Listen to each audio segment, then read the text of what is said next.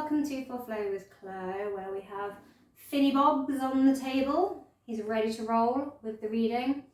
We've got lots and lots of interesting energy coming up through May, and some quite big planetary shifts and alignments.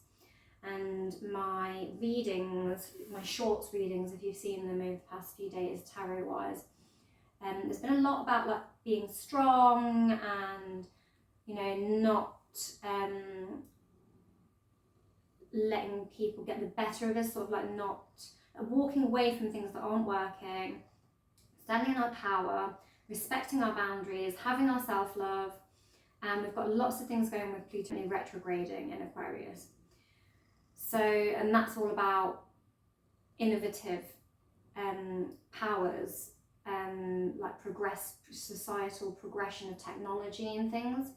We've also got an interesting comet called Sedna in Gemini that no one in our lifetime has experienced this energy before. This comet, Sedna is someone who's sort of lost their sovereignty. She was like an Icelandic deity of some sort. And her father like sold her or married her off for resources and land. He cast her into the sea. Literally, they went out on the boat and she went overboard, and to save himself, he chopped her fingers off when she was clinging onto the boat, and her fingers supposedly became the marine mammals like whales and dolphins and the rest of the marine life and fish. Jupiter going to be shifting from from Taurus into Gemini. Going forward in Gemini, we're going to have an influx of options, and that might become overwhelming. But there is going to be a trine between Sedna, Pluto, and so currently it's in Taurus, is Jupiter, but that means it's been, you know, trying to get us to ground in and really stabilize certain aspects of our lives and our desires. When it moves into Gemini, it's going to become a bit more of an interesting energy. See, Jupiter is the ruler of Sagittarius, and Sagittarius is opposite Gemini on the zodiac wheel. Although they are both mutable signs, they are kind of an axis of opposition in some ways. They're both very free and lively and energetic, but Gemini does quite like knowledge, and Sagittarius, because it's ruled by Jupiter, also likes knowledge, but it's more about the bigger picture, whereas Gemini, it's more refined, and it's like honing in on the specifics more. So that's going to be quite interesting, because Jupiter will want to be as expansive, philosophical self, whereas Gemini will want this knowledge, but it likes to hone in to little different bits at a time. It likes to multitask and really hone in on the specifics and then move to the next thing and hone on the specifics of that, rather than look at the bigger picture so much. It also has this energy of sort of duality. It's always going to be good during this time to refine yourself down to two options, two secure options, as to not burn out, because Gemini does have a tendency to burn out. So I think we'll start with these. This is what I pulled from the other day that I felt was like very resonant. I might get some light seers out as well. Overall energy card, please. I'd like to mention as well that Mercury has moved into Taurus.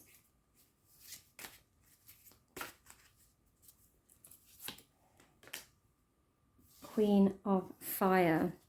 So that is the Queen of Wands as our overall energy card. So the Wand suit is very much about inspiration and creativity, our spark, our soul spark, is what I'm going to call it.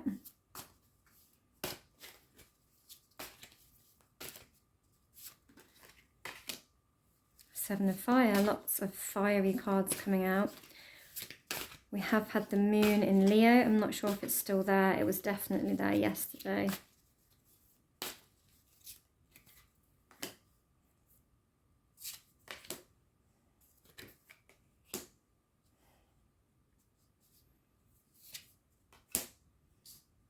Okay. So we'll have those four like that, and I'll talk through those. So our Seven of Fire, again, a fire card. Our sevens are always going to be about reflection, reassessment, and this actually came up in a short that I did the other day about where we're wrestling our demons. I feel like this was what drew me to the sort of Pluto retrograde energy. What are we allowing? Where are we allowing our little demons to hold us back? Where are we allowing them to mess in areas of our lives where they frankly don't belong, when they belong in the past? There is, like I said, some sort of resurrection energy with Pluto going retrograde, but we don't want to resurrect old demons that have no place in this new cycle, in this new sort of era of Pluto and Aquarius.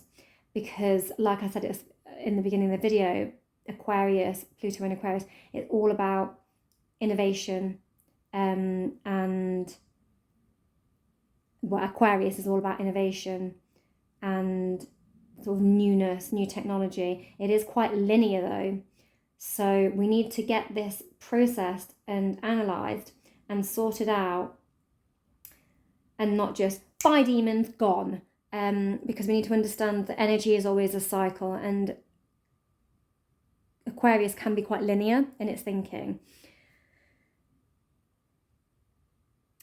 With it being in fire signs though, our Seven of Fire card is Leo energy.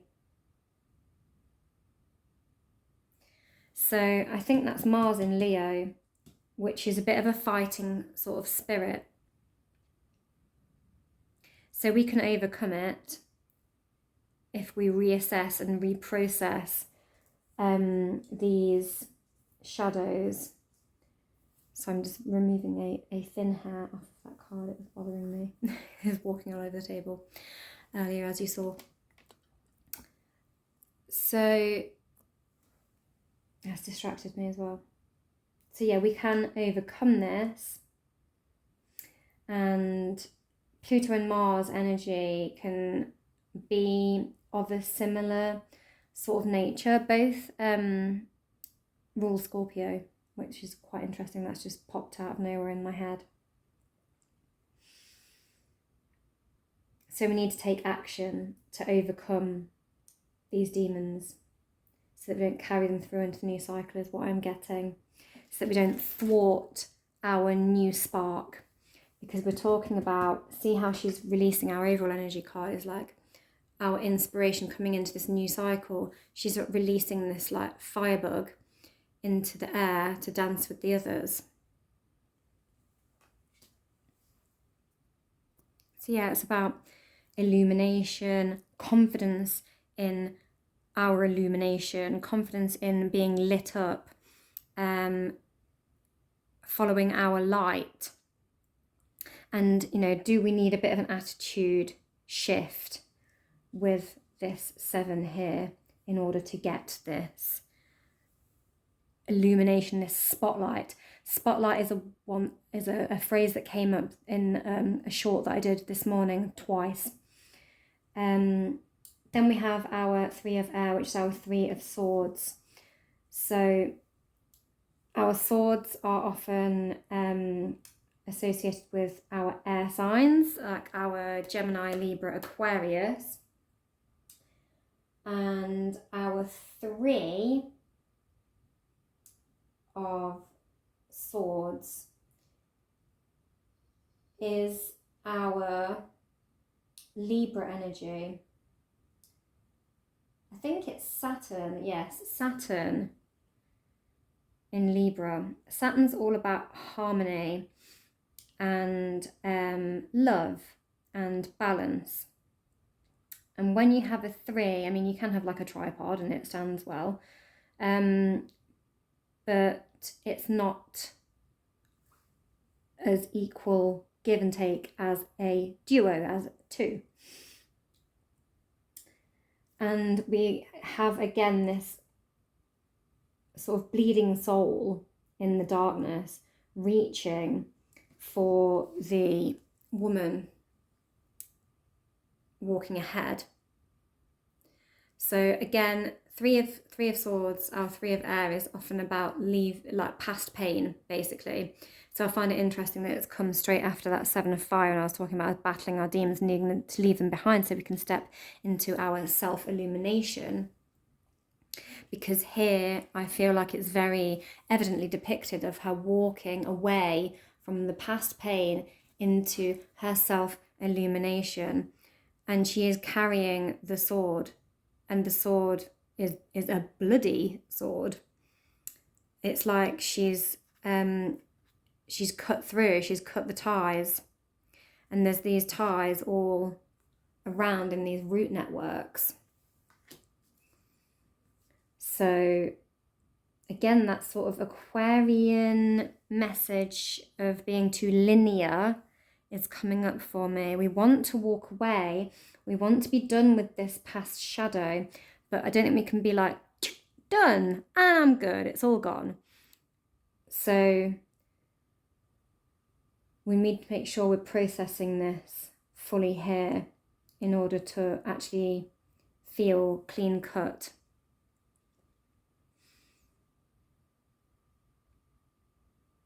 The Ace of Swords is coming up as well for me, with her holding just the one sword there, to sort of step into our ace power, our clarity. I'd say as well, the card that's not on the table here is Judgment. I'm feeling the energy of judgment from these 2 minors. 9 of Fire. So we are coming towards the end of a cycle. It is, she's got this bow of fire. She's got her weapon of fire.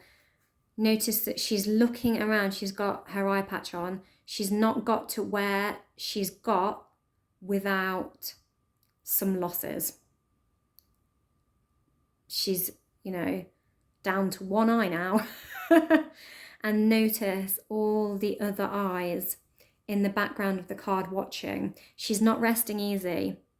The battle is won, but she's not feeling secure necessarily. Still looking over that shoulder. Slightly war-torn. She's battled her way here. Then we get the Chariot. And we get the lightning striking and riding on these plumes of fire. But look how chill and serene the rider of that crow is. Look how serene the crow is. The Chariot is often linked to the Emperor, as it's an 8 card, and two 4s makes an 8, and the Emperor is number 4 card in the tarot.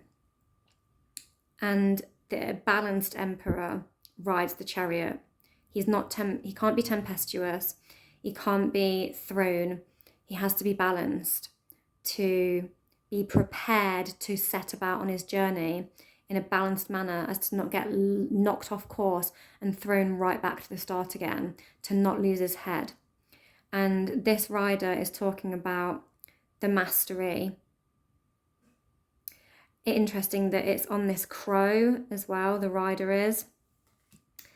And I feel it linking to this darkness here and the wings of our queen over here, the same flames and crow wings of plumage, the same, they could be almost the same person, they have the same horns. So this is about taking mastery of those inner demons and being prepared and coming out of this Taurus season feeling prepared, feeling grounded and ready with our resources. Taurus likes to gather its resources. It likes to know it's prepared and that everything's, you know, grounded in, everything's ready to go. I feel, yeah, we need to make sure we've processed the demons, processed the shadows, got it all in check so that we can move forward in a balanced way to be able to step into our illumination and continue opening up beneficial options with this Jupiter energy, this Jupiter coming into Gemini. And, you know, it's very Plutonic, the crow and the darkness. And like I said, those planets are going to work together towards the end of the month to form a trine. The universe wants us to have the good stuff, but it needs us to process the bad stuff and make sure it's all in check and that we are ready, that we're ready to step into our new era. Then we get the Strength card. The Strength card came up for me this morning in my shorts reading. I'll probably link those two readings together because I feel they are massively connected, and I might connect the shorts reading I did the other day to this reading as well. And look what is going on here. We've got the big fiery dragon. This is a Leo card. So it's about mastering our vulnerability. Often Leo's biggest fear is being vulnerable. They want to be seen as the leader. They want to be seen as strong, as dependable, as reliable, and they want to be seen and heard and followed. They want to be honoured. They want to be worshipped in some senses. And so it's often quite hard for them to be vulnerable because they don't want their followers, their worshippers, their team to see that they're flawed. But we are all flawed. And a true leader and a true master of the self and of their own energy knows that we are all flawed. And it's how we see our flaws, embrace our flaws, understand our flaws, work through our flaws, to know thyself truly, so that we can be a strong leader, knowing where we could get tripped up by our flaws if we don't have them in check. This whole reading so far is about having our flaws in check, about processing our shadow side, which is very Pluto retrograde. And what I was saying about Sedna earlier, so Sedna is often depicted as a mermaid, and is said to control the tides and the shifts and the changes of the ocean. And, you know, sailors will often pray to Sedna to bless them on a safe journey. And I feel like, you know, we have to go into the depths to overcome and balance out these shadows and heal. And we've got this healing through this watery strength. The water is overcoming the fire. The ocean is far vaster than the burning flames of this dragon. But she isn't doing it, the mermaid on here isn't doing it with malice. They are calm, they are collected, they've mastered this balance and they are calm in overcoming this. They know that their strength lies in their solidarity, their sovereignness, their sovereignty.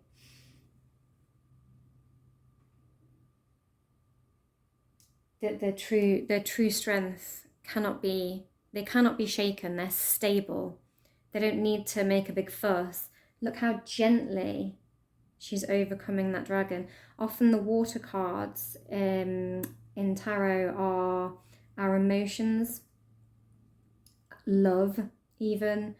So she's almost lovingly overcoming this dragon, these demons, to again step into this illumination. Let's have some light seers.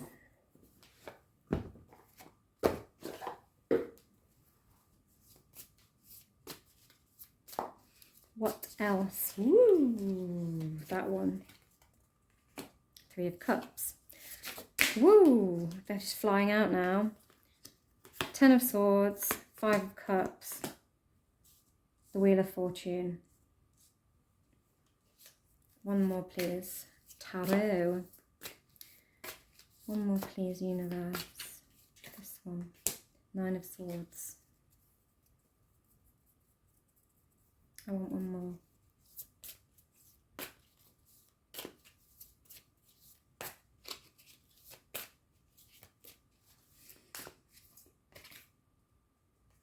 Ten of Wands. That's funny.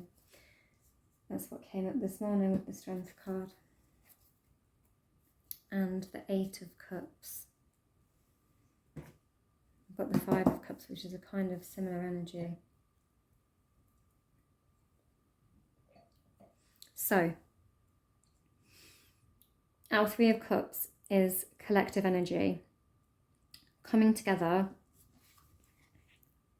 with our trusted allies.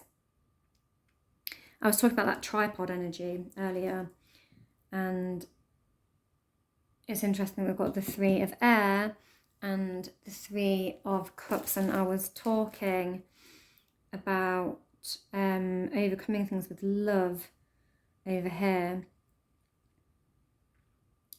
and this is about coming together. Often it's about community, our tribe, our soul tribe. So reaching out for connection of those that we trust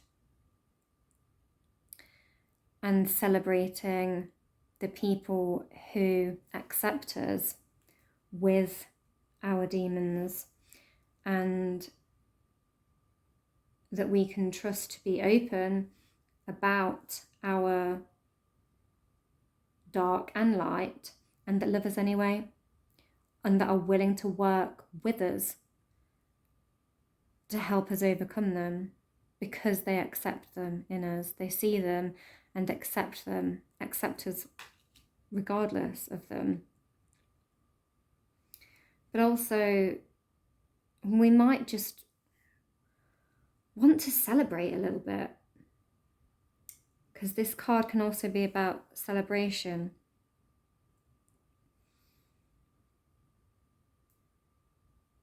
We need to look back at how far we've come to get to this point and not forget where we once were.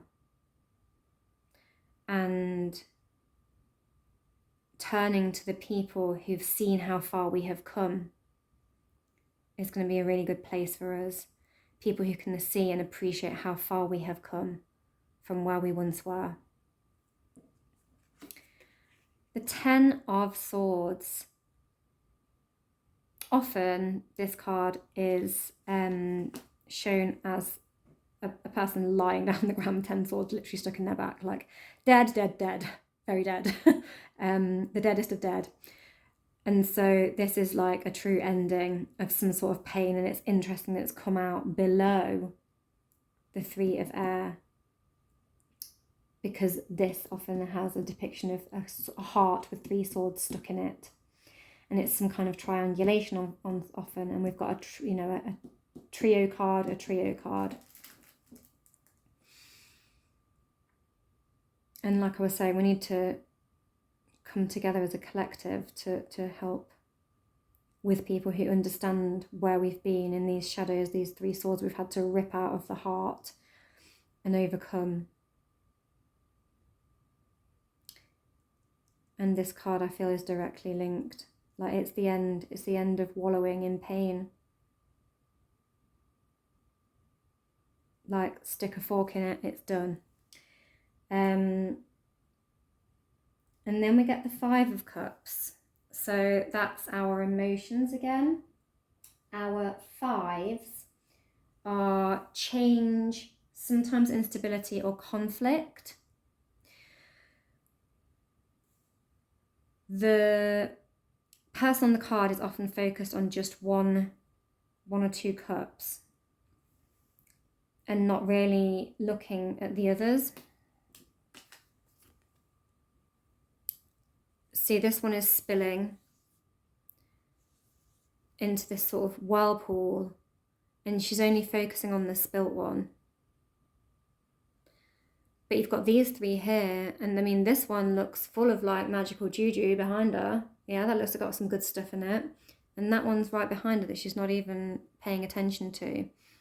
So again, needing to recognize how far we've come.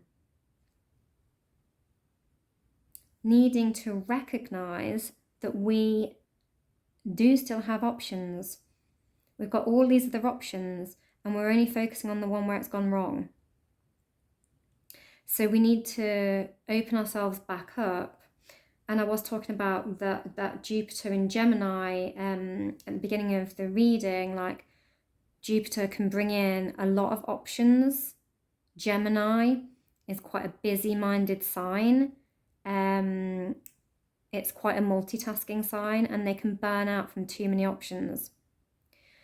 And I was talking about choosing 2 options as a Gemini. They're dualistic, 2 options. And I was talking about, Jupiter in Gemini. Jupiter wants to expand and open up all the options and see the bigger picture. Gemini wants to hone in on 1 or 2 particular thing and really like research and go into that knowledge. And then when it's like, oh, got it, done, move on to the next one. Or find a way of switching between the 2. It's not really looking at the big picture though. And I think this is the case of managing our energy, our options, which ones we're investing in, which ones aren't working, and where we are putting our focus. Don't put your focus on your failures, because there are other options out there. Even if you feel limited and restricted now, they are there. You just need to open your eyes to them. But don't overwhelm yourself with too many at a time. But don't just focus on the one that's not working out the way you thought it would do. And then we get the Wheel of Fortune. So the Wheel of Fortune is again about endings. We've got our ending here, but we've got us, depressedly focusing on the things that have left us, or the misfortunes of that ending. We're not looking at the things that the wheel is throwing up for us to be caught in the turning of the wheel. Like, some will go under. I'm getting an image of literally like a water wheel, you know how you get water mills, like those old buildings with the wheels on that used to turn the water. So the water will be picked up and thrown over, and some will get discarded and go back down into the stream running by, but some will still get picked up, and it's like constantly being refreshed and cycled, and it's keeping everything turning. And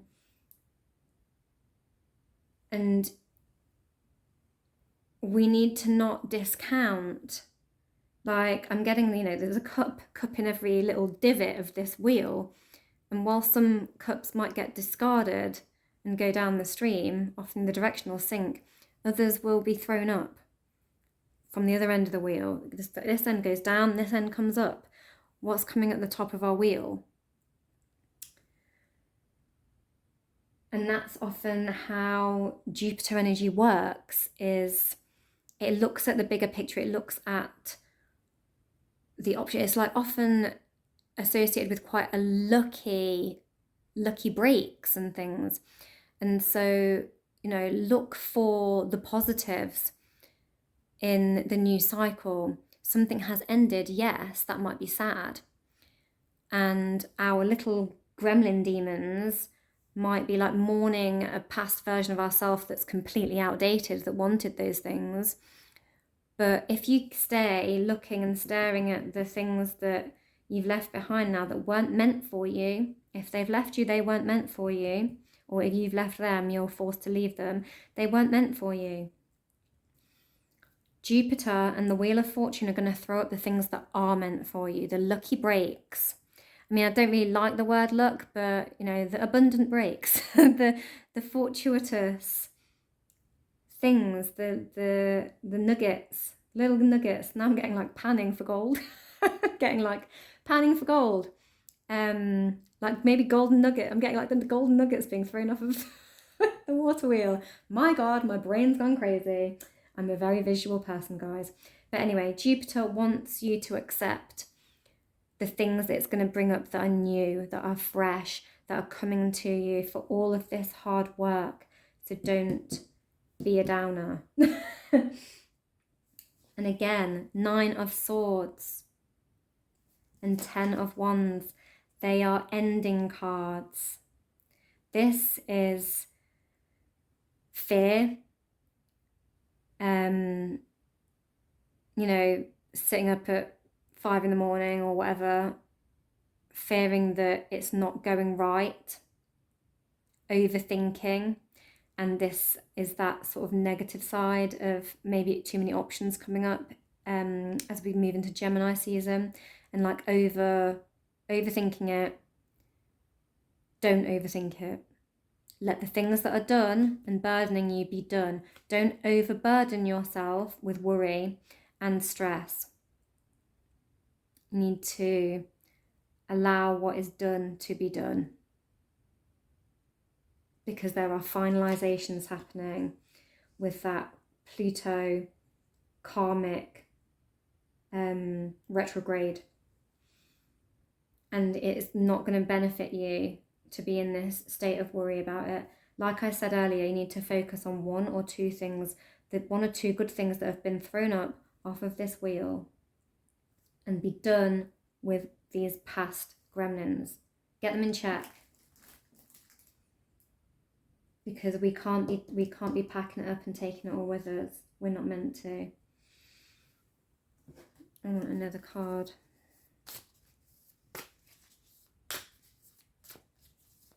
Tell me more about the 9 of Swords and 10 of Wands. The Lovers, interesting. That is a Gemini card.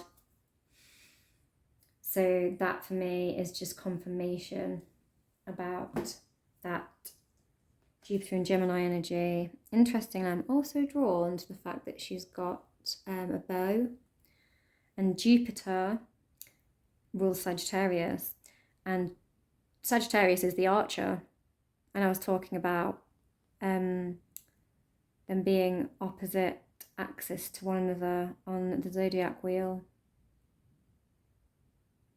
So that's definitely that energy coming in. And the 6 is the Gemini card. the duality card, the twins and the lovers. There's two. It's finding your two magic options and rolling with them and finding a way to balance them so that we don't experience this overwhelm and overburden and indecision that Gemini can fall into. I know well because I am one. I'm gonna go for a Season of the Witch Beltane card. Let's see what comes up. Give me an overall message, overall advice. Where is it? Oh, I'm under the sofa. Fire Festival. We have got a lot of fire coming up. Through flame and through song, there will rise a new dawn. And what we're saying about new beginnings, can't have our new beginnings without closing it out, the old cycles. Oh, wow. Orgasm. Ooh, these are quite a sexy deck in many ways. Thrust your body, elevate your spirit, open the gates of your renewal. So yeah, I'm just getting like unashamed self-love, really. Being open. It's interesting that we've got the lovers over here as well. So this might be also about embracing our passion. Through releasing our darkness and balancing it, we are going to be thrown some passion. Doesn't have to be sexual passion. For some of you it will be. With the Lovers card there, it might be, you know, a person. But I think it's also potentially like our passion as in our desires for what we want for ourselves. And to be able to relish in them, like I was saying, you know, catch the little nuggets that are being thrown off the Wheel of Fortune. Get indulgence. You are worth every desire. What was I just saying? Every dream. Demand what is yours. Demand what you need. And what was I saying about stepping into our power? I would like an everyday witch now. Whoops. Chucked a load of stuff on the floor there. Chucking more stuff on the floor. Behind the scenes, it's all going crazy. Give me a card to close this reading. Summarize. What's the advice? Earth magic. I want one more. It doesn't feel... Joy and delight. That feels a bit more like it. And that's very interesting that we are coming out of Jupiter being in Taurus and it's going to transition into Gemini. Yeah. So secure and get comfortable with your shadow self and overcome it. And get stable and secure now with who you are, where you're at, what you want going forward, what's coming with you, what's not. Ground in what's coming with you and leave behind what is not. And then you can go cartwheeling off into the orgasms of the future. I'm saying that because of the orgasm card, where we can, indulge in our every desire, because she certainly looks like she's indulging in her every desire. She has got crystals and salts out here as well. So, and we have got the full moon, and we've got the full moon in Sagittarius, and I was talking about Sagittarius with the Sagittarius-y themed tattoo, and Jupiter ruling Sagittarius. We've got a Sagittarian full moon on the 25th of May, before these other transitions of Jupiter happens on the 25th. That is significant. And I feel like that is a good time to release the last of these dark past energies. You might want to do some sage sticks, actually, crystal, sage and salt, I think she's got there. So you might want to do some kind of release ritual on the full moon.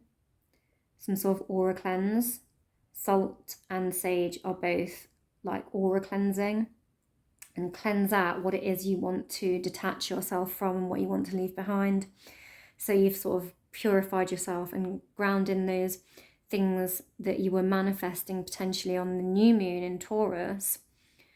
And yeah, this will be you in the future. So the tarot says. And that's all, guys. Thank you for joining me today. Let's flip the camera. I am. Yeah. So don't forget to like, share, subscribe, and I will see you very soon. Happy full moon, happy transits occurring, and yeah, we're hey to May. Bye.